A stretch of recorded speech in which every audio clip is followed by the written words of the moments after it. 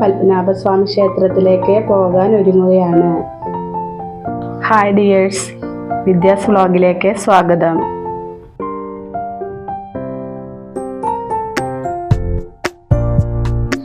ഞങ്ങളൊരു യാത്രയിലാണ്.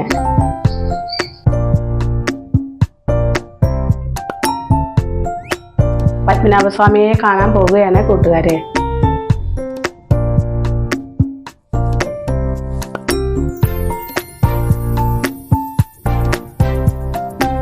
നാളെ ഞങ്ങളുടെ വെഡിങ് ആനിവേഴ്സറി ആണ്. അതുകൊണ്ട് അനന്തനെ കാണാം എന്ന് വിചാരിച്ചു. ഞങ്ങൾ ആദ്യമായിട്ടാണ് പോണത്. അവിടുത്തെ രീതികളൊന്നും ഞങ്ങൾക്ക് അറിയില്ല കേട്ടോ.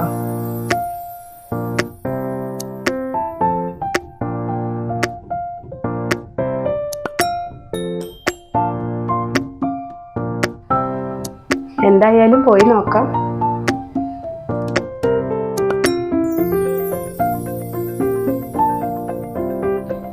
ടാറ്റാ, പോയി വരാം.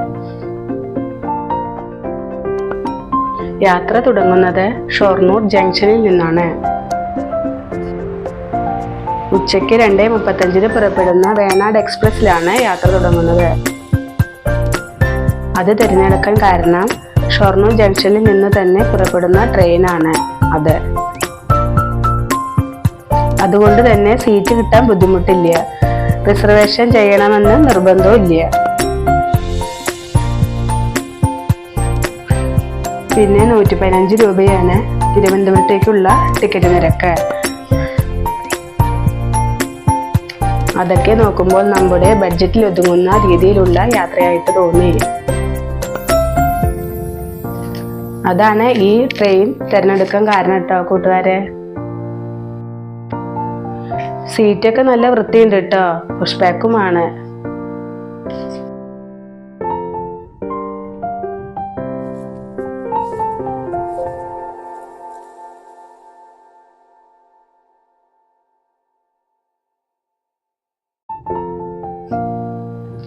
എന്തായാലും ഞങ്ങൾ യാത്ര തിരിച്ചു കേട്ടോ.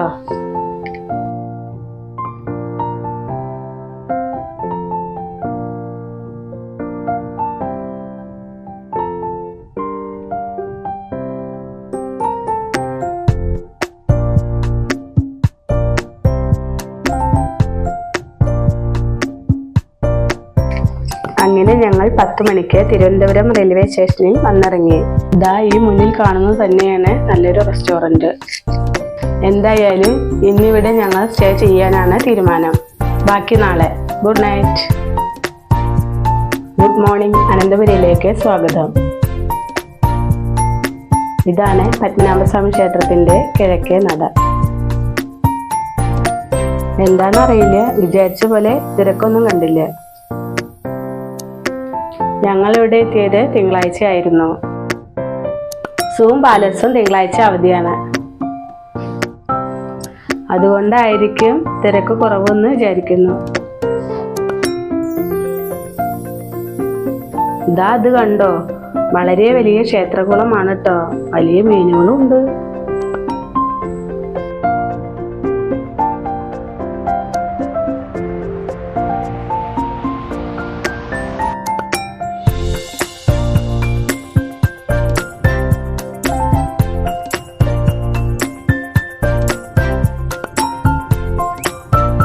നല്ല സെക്യൂരിറ്റി ഉള്ള അമ്പലമായതുകൊണ്ട് പല ഭാഗത്തും നമ്മളതിനെ സെക്യൂരിറ്റി ഗാർഡ്സ് തടഞ്ഞു നിർത്തി ചെക്ക് ചെയ്തിട്ടാണ് അകത്തേക്ക് കടത്തിവിടുന്നത്. പിന്നെയുള്ളൊരു കാര്യം, പുരുഷന്മാർക്ക് മുണ്ട് മാത്രം ധരിക്കാൻ പറ്റുള്ളൂ.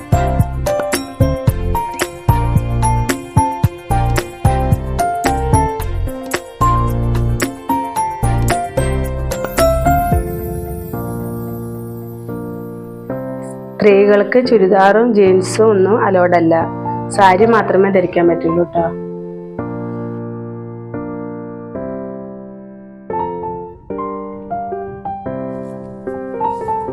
ഇതാണ് കുതിരമാളിക. ഇതാ ഇവിടെ ഒരു ബോർഡ് കണ്ടോ? ആ ബോർഡിൽ വ്യക്തമായിട്ട് എഴുതിയിട്ടുണ്ട് കുതിരമാളിക. ഇവിടുന്ന് അങ്ങോട്ട് ഫോട്ടോഗ്രാഫി അലോഡല്ല കേട്ടോ.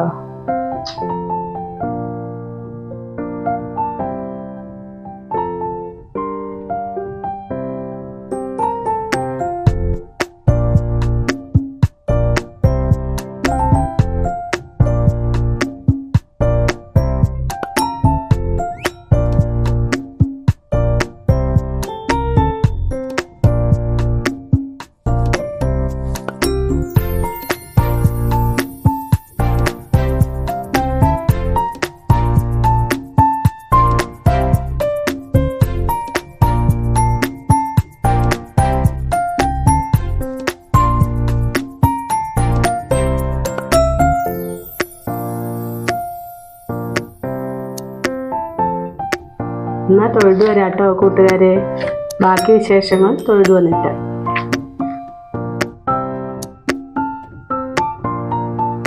ഞങ്ങൾ തൊഴുതിറങ്ങിയിട്ടോ. നല്ല തിരക്കൊന്നും ഇല്ലാത്ത കാരണം കൊണ്ട് നല്ലോണം ഭഗവാനെ തൊഴുതാൻ പറ്റി.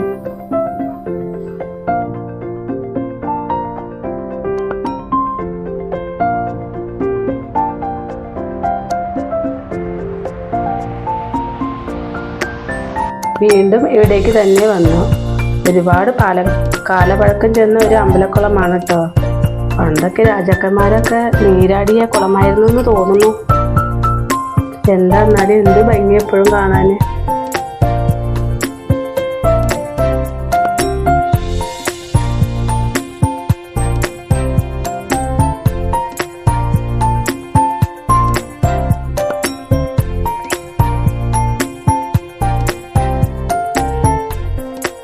കിഴക്കേ നടയിൽ ചെന്നാൽ മഹാഭാരതത്തിലെ കഥാപാത്രങ്ങളെയൊക്കെ കാണാട്ടോ.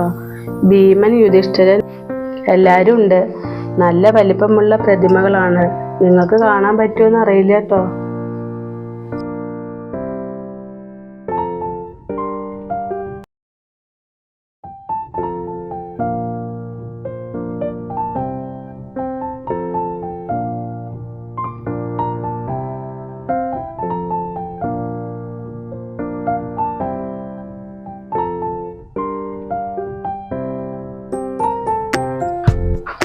തൊഴുതിറങ്ങിയപ്പോഴാണ് അറിഞ്ഞത് ഇവിടെ അടുത്തു തന്നെ പഴവങ്ങാടി ഗണപതി ക്ഷേത്രം. എന്നാ പിന്നെ അവിടെയും കൂടി തൊഴുതു വരാമെന്ന് വിചാരിച്ചു.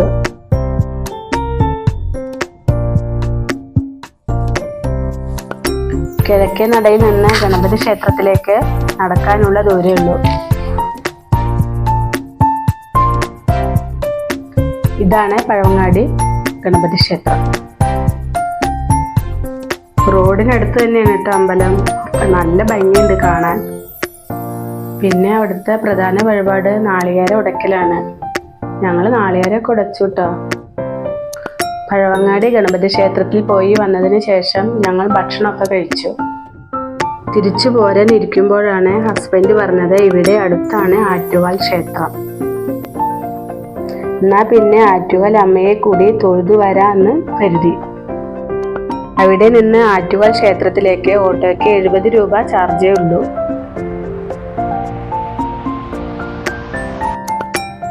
എനിക്ക് ഒരുപാട് കാലത്തെ ആഗ്രഹമാണ് അമ്മയെ കാണാൻ. അത് സാധിച്ചു കേട്ടോ. അങ്ങനെ ഒരു യാത്രയിൽ അനന്തനെയും ഗണപതിയെയും കൂടെ ആറ്റുകാൽ അമ്മയെയും കാണാനുള്ള മഹാഭാഗ്യം സാധിച്ചു തന്നു. അമ്മേ ശരണം, ദേവി ശരണം. ഈ വീഡിയോ ഇഷ്ടമായ ലൈക്ക് ചെയ്യാനും ഷെയർ ചെയ്യാനും സപ്പോർട്ട് ചെയ്യാനും മറക്കല്ലേ. ഇനി മറ്റൊരു വീഡിയോയിൽ കാണാം. ബൈ.